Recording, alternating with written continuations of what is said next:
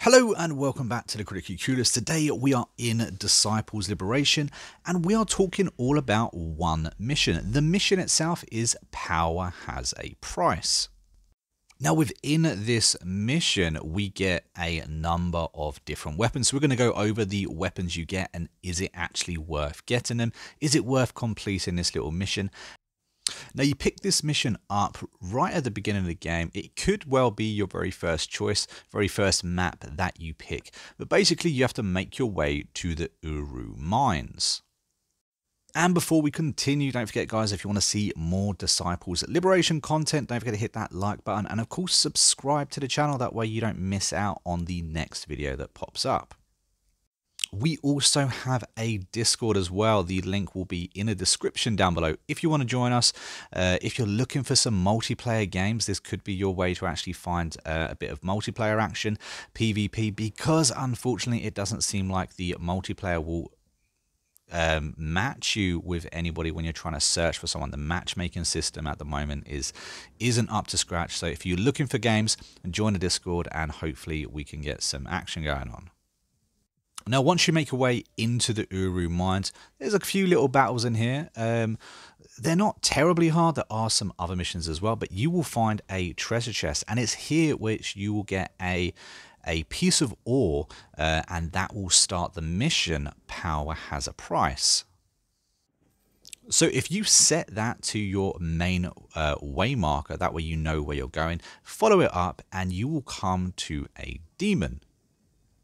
Now, like I said, there are some other little bits and other little missions or quests within this area, so make sure you have a good little look around and don't miss anything, because sometimes when you miss some things, you can miss some really good goodies. Unfortunately, with this quest in particular, don't expect it to be, kind of a 1, 2, 3 kind of quest line. This is a quest that you're going to have to remember that you've got, as you're going to have to come back at a later date. But basically, you sell your ore to this forge and they will in turn give you a weapon for it. Now the first weapon isn't actually that good.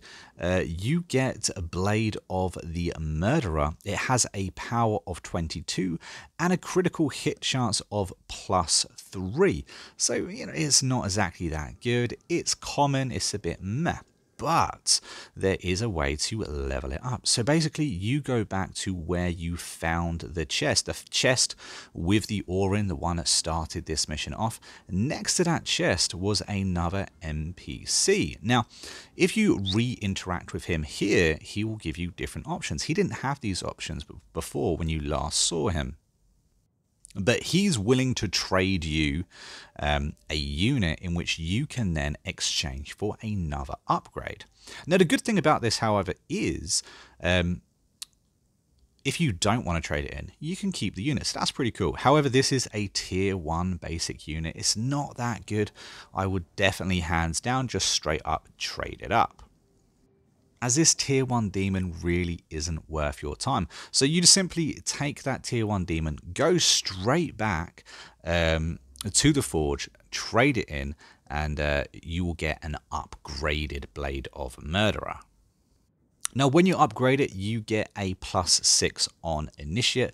That really isn't that good. It's kind of a meh weapon. It is rare, however.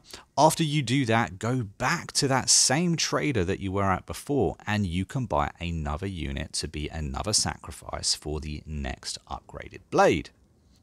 Now, this unit unfortunately costs 1500 gold. If you are running low on gold, like I said, there are actually fights within this dungeon. It's worth getting. Tier 2 units at this stage in the game are pretty rare, so having this in your troops can really help out. It's a tier 2 berserker, like I said, and it is worth holding on to.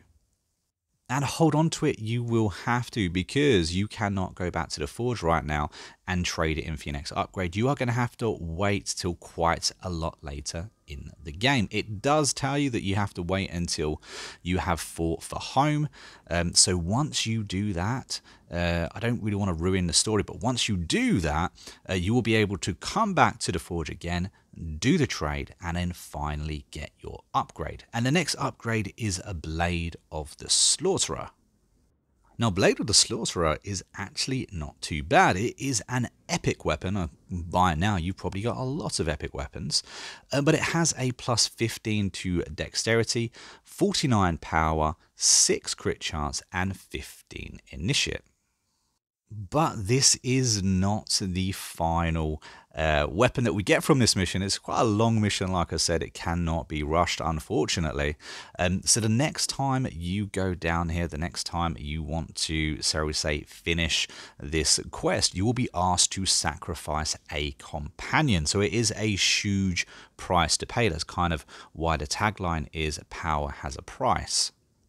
Now, I personally ummed and ahed about this one for a little while because losing a companion, that's a big ask for a weapon. And it's a big ask for you to ask as well. So this is why I've done it, and hopefully this will help you decide whether you actually want it. Now, of course, regardless of whether this weapon is good or bad, you do, of course, get a little bit of experience. So if you're looking to push up those levels, it could be worth to finish it for you. So here I am, I'm going to make my choice on companions. Luckily, I managed to recruit them all along my way. And then anyway, so once you picked whoever it is that you're going to sacrifice, you then have to actually do a fight for this. Now, it's a very simple fight. You'll probably, me personally, I was very overpowered at this stage. I kind of went back to it a little bit late. But once you finish it, you will then get the legendary sword, Heartless Blade of Death.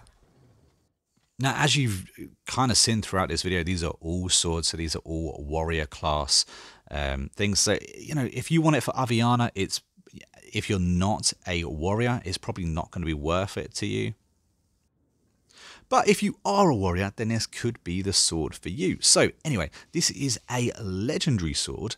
It's called Blade of Death, and you get a 7+ to dexterity, 25+ to power, 5+ to crit, 6 to initiative, and unholy resistance goes up 5 as well. Now that this has been upgraded so much, it also has leech as well, and it also deals a 15% extra damage to targets below 50% health. Now, they really aren't bad stats. It depends where you are in the game. If you get this late game like myself, it's kind of a useless legendary sword. If you get it early enough in the game, it could be useful to you. But let me know down in the comments, guys, is Power Has a Price worth completing or not? You do have to lose a companion, and for me, that would kind of suck, especially on my second playthrough. So maybe for me, the answer's no. But let me know your thoughts, guys, in the comments below, and I'll do my very best to make sure that I reply to each and every one of you. And until next time, guys, I hope you've enjoyed the video, and I will see you in the next one.